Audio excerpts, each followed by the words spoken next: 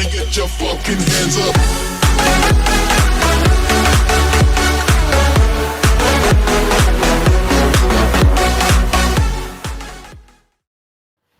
Hey guys, this is Belle here. We are back for some more fan theories. I know I haven't exactly... I totally forget the playlists that I make for my channel, especially on my main one, because it's normally just vlogs and other random stuff that I managed to do, but I forget that I actually do conspiracy theories on this video too, on this channel too, about random shit that I find. As you can read by the title, we are reading just a few, I guess just a few fan theories about cartoons. I have some about Caillou, Phineas and Ferb, and Frozen. It's going to be a relatively long video because it's 3 different tabs of just fan theories. These are not my fan theories. These are just what I'm reading from online. I also don't know much of these. I have, however, read some of the Frozen ones before, but other than that, just get right into it. Okay, so the first one is Caillou, and the first theory is his cancer theory.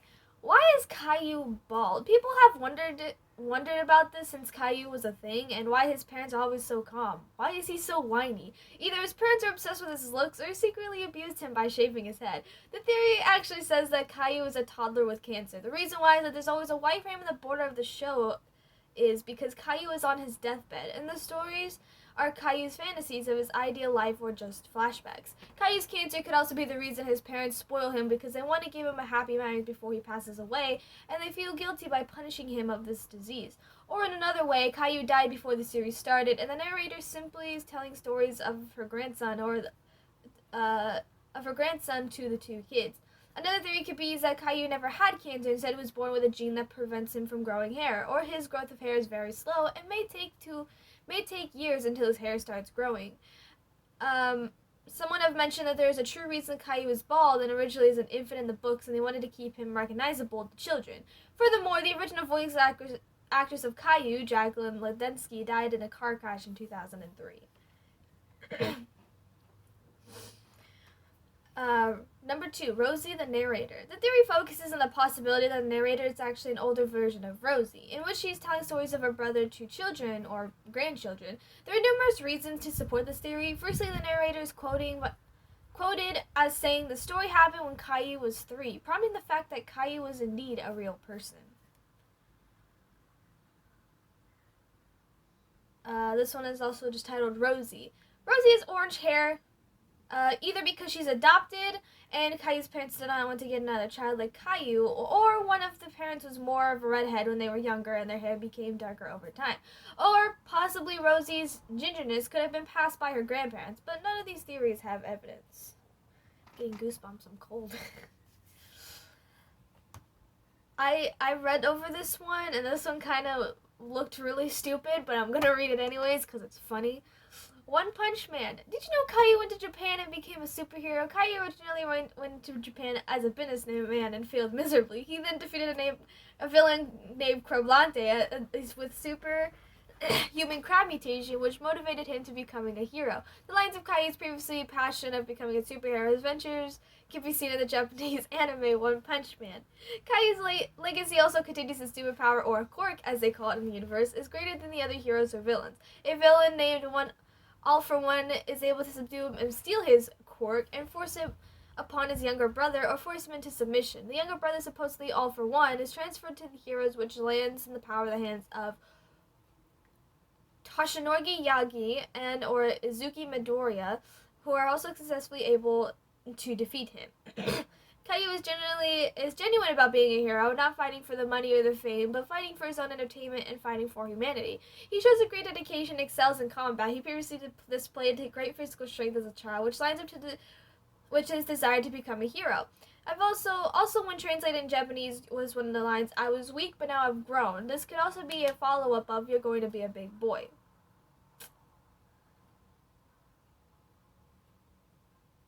I don't understand why that's a thing, but yeah. Next is Phineas and Ferb, the real dad theory. Basically, the gist of it is that Doofenshmirt is Phineas's biological father. This conjure is mostly based on them sharing a similar head shape and leads to several other ideas. Firstly, being the son of a scientist explains why Phineas is so intelligent. It also answers why they have appeared to have infinite funds, possibly because the trust funds are similar that Phineas has access to. Phineas has also appeared to have little to no care towards any side effects caused by their creations. A giant roller coaster that goes to town would have caused multiple crashes. For example, they carved Candace's face into Mount Rushmore. They made a time machine and destroyed the timeline. They had a medieval jousting tournament, and they built the escalator to the moon. And that's just the first half of season 1. This possibly is a hereditary defect from Dr. Doofenshmirt's. Also, it is possible that Perry's mission is solely to prevent the meeting of a father and son. If they were to meet, the two geniuses could wreak havoc together, especially because Phineas has a very moldable young mind. Here's another theory that is almost the same as the previous, but there's more to it. Phineas is Dr. Doofenshmirt's son, just like Candace is representing Dr. Doofenshmirt's daughter, and they have the same mother. The one representing Phineas's and Ferb's mom is... And the kind of obvious because both Phineas and Dr. Doofenshmirtz have a triangle head, and Candace and Vanessa basically look like the same person. Now my theory is that Ferb is from the guy representing their dad, to have, because they have the same head shape, and that he brought Ferb with him after he got a divorce, and it's the same with his mom. She and Dr. Doofenshmirtz got a divorce and kept Phineas and Candace, and Dr. Doofenshmirtz gets Vanessa. And the only thing bugging me is that who's Ferb's mom? I've looked everywhere and I can't find one person with green hair in the show, and that's not Ferb. So the mystery stays unsolved. There's also a bunch of grammar issues in here, so I apologize. My mind kind of corrects itself when there's errors, but we're gonna keep going. The imagination theory. The Phineas and Ferb theory says that the real Candace lost her mind due to bad things happening in her life. The theory says that Phineas was her little brother and he was bullied a lot in school because the other kids thought he was too nerdy. One day a bully punched Phineas in the head really hard and it killed him. That day changed Candace forever. Candace couldn't deal with Phineas's death, so she built an imaginary world where he was still alive and playing with her stepbrother Ferb. Ferb has a disability and can't talk or do much, but she still imagines him and Phineas going on great adventures together.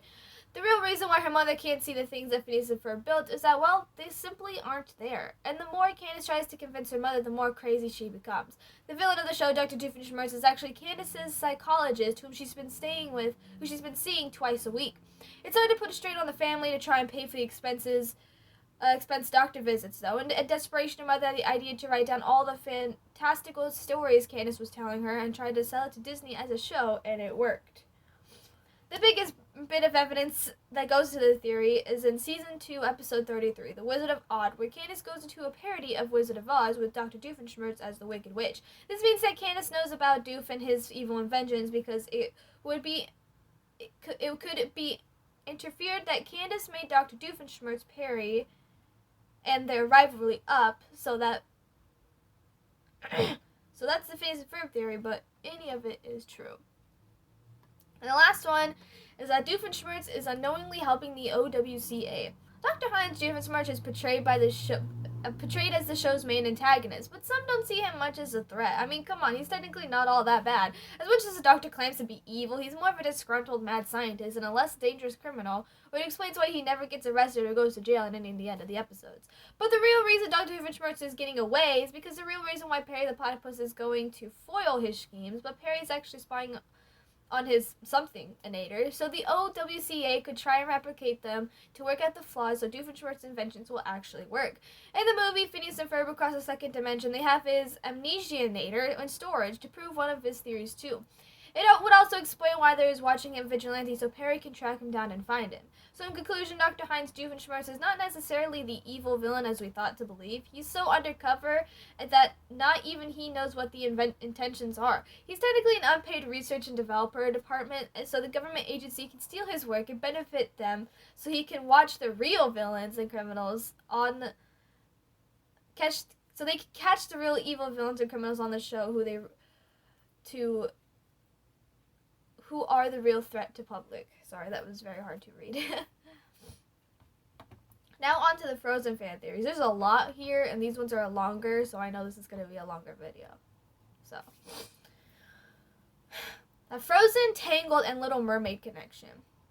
So, This is the summary. The well-known theory regarding this 2013 Disney film is believed that Frozen, Tangled, and The Little Mermaid all share the same universe. Prior to the release of this film, Frozen was charged with plagiarism by movie critics over the appearance of Princess Anna of Arendelle.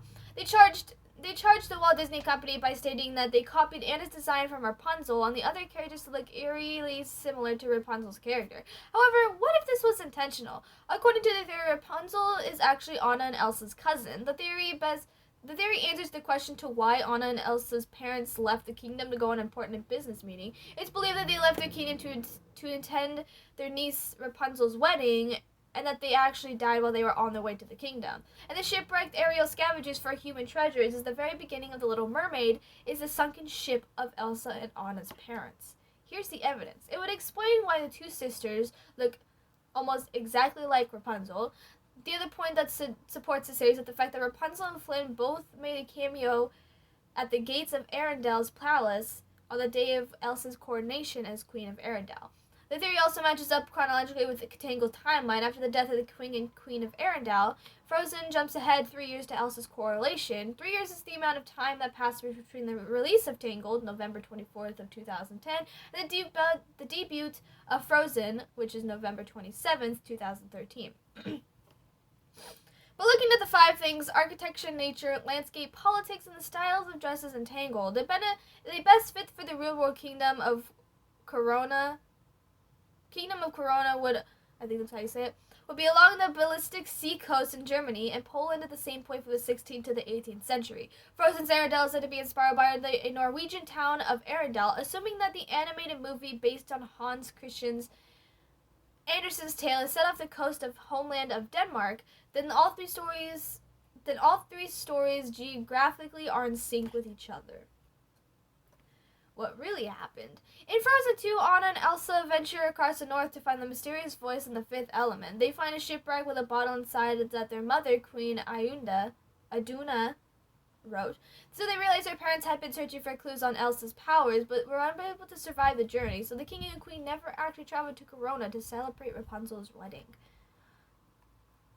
The whole movie is about coming out. The most common interpretation for the film is that the character Queen Elsa is actually a lesbian. The theory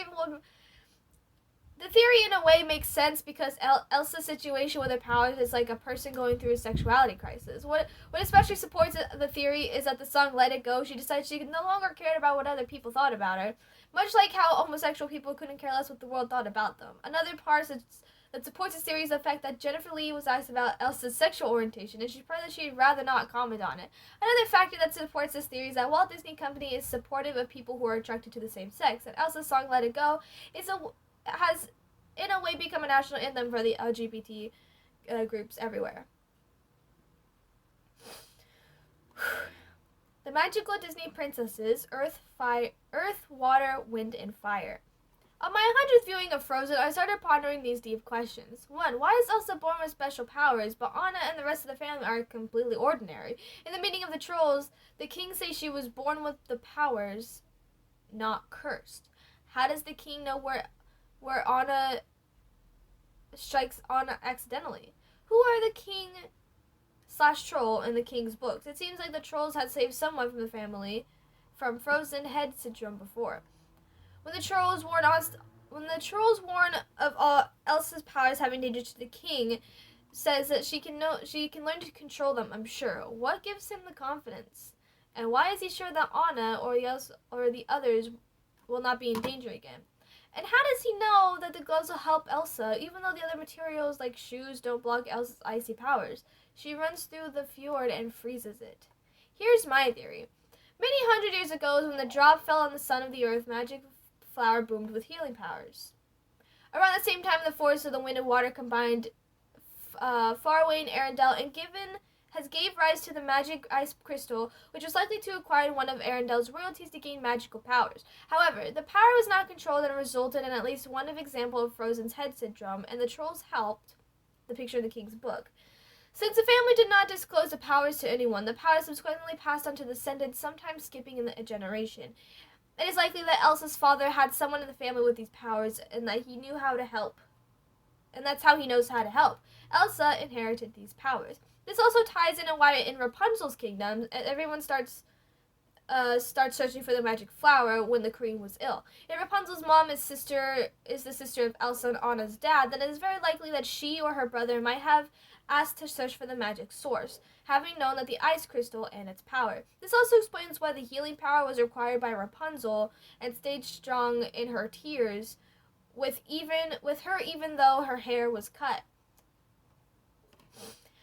However, these powers are not exclusive to just Elsa and Rapunzel. There are other magical creatures who are able to harness the power of nature. The ice trolls, King Triton, the king of the mermaids, and other magical creatures confirm that the other creatures are able to harness these powers, but humans can only do so in extremely rare circumstances. King Triton was probably the other sea creature in the sea, which Ursula possesses in varying degree of the water power. Pabi, the magical troll, or rock creature, possesses the healing/life power to give of Earth as did some of his ancestors, if he isn't several hundred years old and was the troll in the King's Book. It brings me more to an exciting part of my theory. It is very likely that there are 2 more Disney princesses with powers. We have 2 in a row. We have 2 as of now. Rapunzel, the princess with the healing and restore power of magic. Flower was born with a drop of sun fire that fell on the earth. The second magical princess is Elsa with the magic power of ice crystal, born on the cold air, wind, and mountain rain, which is water, combining and eluding in a frozen heart song. Rapunzel has the power of restoration in life, with which represents earth. Elsa wields the beauty but deadly power of water. The next 2 princesses will have the powers of wind and fire. And another reader commented that Disney already announced their next princess, Moana, as released to be in 2018, as a Polynesian princess and this confirms the earth, water, fire, and wind theory. The South of the Pacific of spirited, mystical meaning ground of fire and water, where lava flows into the ocean. Fire goddess Pele is an example of the folklore. Moana is the princess with fire power. Rise of the Guardians and Frozen connection. In Rise of the Guardians, Jack's little sister believes Jack is dead. The moon told her that her firstborn child will have ice powers in honor of Jack. When she grew up, she married the king of Arendelle. This is why Elsa has her powers, and everyone else in the family is normal. I'm sorry, that was so hard to read. My brain doesn't work today, but we're gonna continue on. Hold on, Tarzan is the brother of Anna and Elsa. While on the ship, Anna and Elsa's parents aboard the ship gets swallowed by a wave, and Anna and Elsa's parents are dead. Well, they are, but the theory suggests that they died in a different way. After being swallowed by the wave, they got shipwrecked on an island in Africa. They unboarded the boat and constructed a treehouse to live in. They gave birth to a son just before they could name him. A leopard walks in the bridge of the treehouse and eats them. The only survivor was the son who was discovered by gorillas and was named Tarzan. Since he was the son of the king and queen of Arendelle, as Anna and Elsa were the daughters of Queen of Arendelle, Tarzan is their brother. Hans isn't evil at first. So you know at the end of the first time in Forever, Anna falls into a boat and Hans saves her, blah blah blah, all that yada yada. So after Anna leaves to prepare for Elsa's coronation, and Hans falls into the fjord under the boat. When he lifts the boat, he clearly looks like he's in love, which doesn't all go with the theory. Go with the story, sorry. Nobody's watching him, and so he doesn't have to pretend or fake anything. Maybe he was really falling in love with Anna, and while they were away from each other, something happened to him that made him evil. Maybe it has something to do with the Duke of Wesselton and his men? What do you think? Maybe he was brainwashed by the trolls into becoming evil. They said they would get a finance out of the way, get the fiancé out of the way. Didn't they? Which leads to the next theory. If Hans didn't act evil in the ending of Frozen. If Hans wasn't a villain at all, he probably would have actually kissed Anna, but it doesn't work.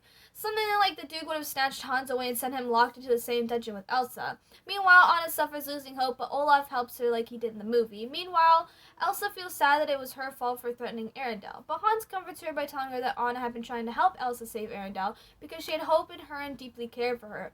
Hans then told her she tried to save Anna but couldn't work and fears that she might die. But Elsa starts to think that her love could actually save Anna. So they escape to save Anna that gets blocked by Duke, or Anna sacrifices herself, Elsa cries, which resurrects Anna and restores Summer. Anna probably goes out with Kristoff, or Anna probably delays Hans's wedding. I'm so confused. Anyways. And there's 2 more. The trolls and the Duke are the real villains. As stated above, it is believed that trolls are responsible for Hans becoming evil, and the line about getting the fiancé out of the way is far too suspicious. It is also believed that they purposely instilled the fear in Elsa, showing the little girl version of herself being attacked. Instead, they were just telling her that love was the answer, and they gave her vague advice. Some believe that their instructions were intentionally unclear, as it leads to Elsa's parents into fueling her fears about her powers. There's also the fact that of the Norse mythology, trolls often abduct children, particularly those with blonde hair, which raises the question about the relationship with Kristoff, which hasn't helped by the fact that the troll who adopts Kristoff doesn't bother checking if he already has parents. The trolls can also alter memories, which explains Kristoff's oddly vague explanation of how he and Sven were alone before he met the trolls. Finally, the creepy way they've tried to force Kristoff and Anna to marry against their will, even while knowing Anna's engaged. The Duke may also be evil because he constantly accuses Elsa for witchcraft and wanting her to die instantly. Hans was more of a justice person and wanted the guards to not harm but defend themselves from her powers. This is probably why Elsa was sent to the dungeons and not locked up to be killed already in such a horrible chamber. The Duke also thought Elsa was a monster and thought destroying her was the only way to save Arendelle. He also was enraged when he received a message that Arendelle would no longer have any alliance with Wesselton, so the Duke must have still wanted revenge for Elsa. Overall, the Duke acted like a prejudiced coward. And the last one is that Elsa was a reference to the dark side and later the light side. In the first film, Elsa was plagued with the elements that refer to the dark side of the Force from Star Wars. These elements include fear, anger, hate, and suffering. Fear, as the trolls recall, fear was Elsa's enemy. Fear brought Elsa's powers out of control, and she struck Anna in the head. When she grew older, her powers worsened. When she was able to find a solution for herself until she saved Anna, and then realized that love could save her from fear itself. Anger. Elsa grew annoyed about those who worried about her powers. She became angry on those who wanted to help her, thinking that isolation was a way to freedom. Elsa became furious on everyone who was trying to take her back to Arendelle, such as the battle in her ice palace. Hate. Although she didn't mean it, Elsa started to turn away from others, thinking being alone would help control her powers. She's not villainous and never meant to hurt anyone, unlike Anakin Skywalker, but she was selfish, and letting go of her past and moving on by herself with no one to take care of her would make her happier. Soon she became more bitter about Arendelle, but eventually realized that love could save her. And suffering. Because of fear Elsa suffered in controlling her powers, her suffering grew way worse when she left Arendelle. Elsa suffered in trying to keep her own room frozen, her palace into a cursed home, and turning Arendelle into a blizzard. This was all because of making Anna suffer. When she saved Anna, she found out that love would save her from suffering. And that is all of the fan theories that I have for today. I am so sorry that my reading was not great and that I could not read at all. But I hope you all enjoyed anyways. And if you're new to my channel, be sure to subscribe button, give a thumbs up. Also the bells on your videos, which is daily. I love you guys. Thank you for everything. And I'll see you guys later. Bye-bye.